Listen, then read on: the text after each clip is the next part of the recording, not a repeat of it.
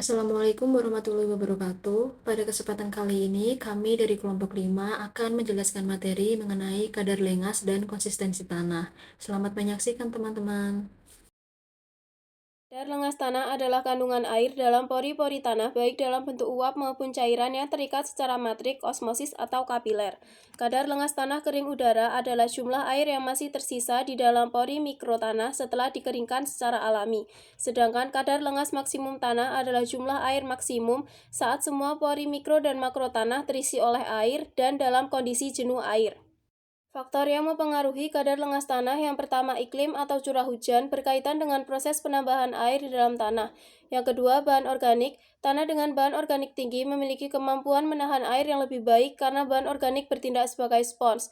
Yang ketiga, bahan penutup tanah seperti sersah atau mulsa organik mengurangi penguapan sehingga menjaga lengas tanah. Yang keempat, tekstur tanah. Tanah bertekstur halus atau lempung memiliki pori mikro yang banyak sehingga mampu mengikat air lebih kuat dibandingkan tanah berpasir yang berpori makro. Yang keempat, topografi. Wilayah datar atau lembah cenderung memiliki kadar lengas lebih tinggi dibandingkan lereng curam karena air cenderung mengalir ke tempat yang lebih rendah. Manfaat kadar lengas tanah yang pertama adalah menentukan ketersediaan air bagi tanaman. Kadar lengas itu menunjukkan apakah tanah tersebut memiliki cukup air untuk diserap oleh tanaman. Jika terlalu rendah, maka tanaman akan layu. Jika cukup, maka pertumbuhan tanaman tersebut akan lebih optimal. Yang kedua adalah mendukung proses fisiologis tanaman. Air dalam tanah itu membantu proses seperti fotosintesis, penyerapan unsur hara, dan juga transport nutrisi ke dalam tanaman. Yang ketiga adalah menentukan waktu irigasi yang tepat. Dengan mengetahui kadar lengas, kita bisa menentukan kapan tanah perlu disiram sehingga tidak akan terjadi kekurangan atau kelebihan air.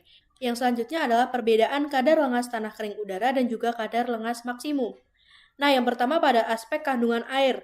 Pada kadar lengas tanah kering udara, itu kandungan air cenderung sangat rendah.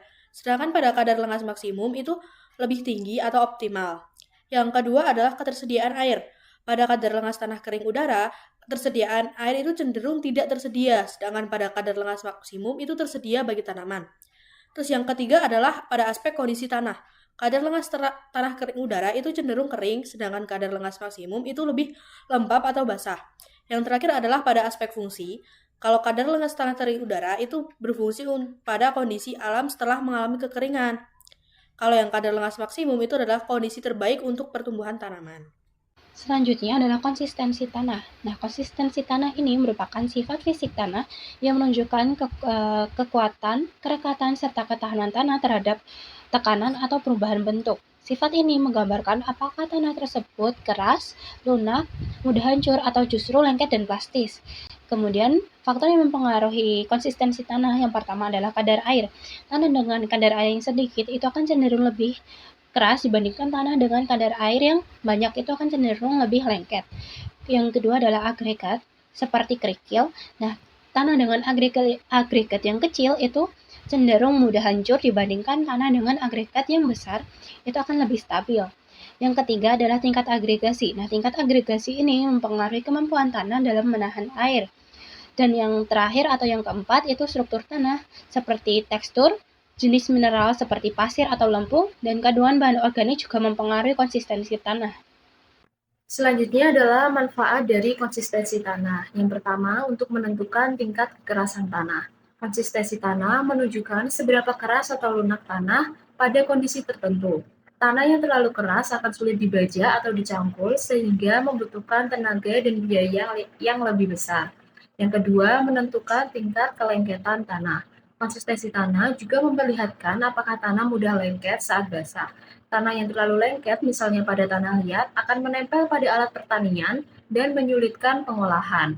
Yang ketiga, menentukan waktu pengolahan tanah yang tepat. Dengan mengetahui konsistensi tanah, petani bisa memilih waktu terbaik untuk mengolah tanah. Tanah ideal diolah saat lembab, tidak terlalu basah dan tidak terlalu kering agar mudah digemburkan.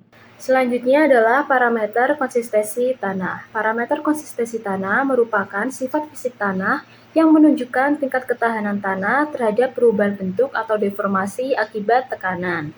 Nah, secara umum konsistensi tanah diamati di lapangan berdasarkan kondisi kadar air yaitu kering, lembab, dan basah. Pada kondisi kering, konsistensi tanah dinilai dari tingkat kekerasan tanah mulai dari lepas hingga sangat keras. Pada kondisi lembab, konsistensi tanah menunjukkan tingkat kegemburan atau keteguhan tanah. Pada kondisi basah, konsistensi tanah ditentukan oleh plastisitas atau kemampuan tanah dibentuk tanpa retak dan kelekatan atau kemampuan tanah melekat pada benda lain. Penilaian secara kualitatif di lapangan menggunakan batas Atterberg ya teman-teman. Nah, batas Atterberg itu adalah batas yang menggambarkan perubahan sifat tanah halus berdasarkan kadar airnya. Batas tersebut terbagi menjadi beberapa batas ya teman-teman. Yang pertama, batas cair, yaitu kadar air tanah pada batas antara keadaan cair dan plastis. Yang kedua, batas lekat, di mana kondisi kadar air tanah mulai tidak dapat melekat pada benda lain.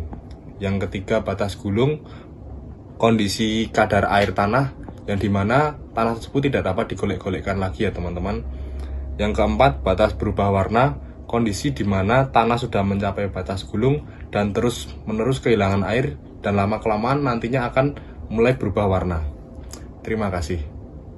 Sekian penyampaian materi dari kami. Semoga apa yang kami sampaikan dapat berguna dan bermanfaat bagi kita bersama. Wassalamualaikum warahmatullahi wabarakatuh.